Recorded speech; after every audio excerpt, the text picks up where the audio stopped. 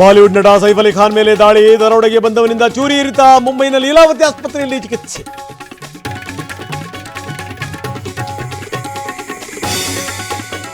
ಮಧ್ಯಾಹ್ನ ವೈಲೆಂಟ್, ಸಂಜೆ ಸೈಲೆಂಟ್. ಹೊಸ ಅಧ್ಯಕ್ಷರು ಬೇಕು ಅಂದ ಸತೀಶ್ ಫುಲ್ ಉಲ್ಟಾ.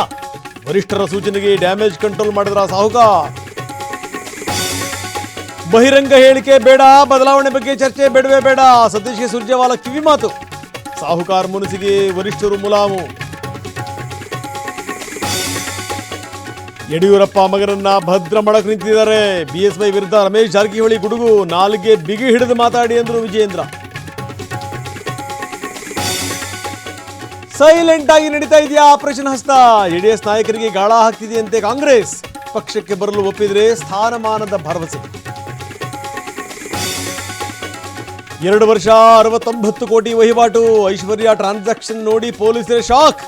ಐಟಿಗೂ ಯಾಮಾರಿಸಿಲ್ಲ ಐನಾತಿ ವಂಚಕಿ. ಉತ್ತರ ಭಾರತದಲ್ಲಿ ಹಿಮಪಾತ, ಕೊರೆಯುವ ಚಳಿಗೆ ರಾಜಧಾನಿ ದೆಹಲಿ ತತ್ತರ. ನೋಯ್ಡಾದಲ್ಲಿ 2 ದಿನ ಶಾಲೆಗಳಿಗೆ ರಜಾ.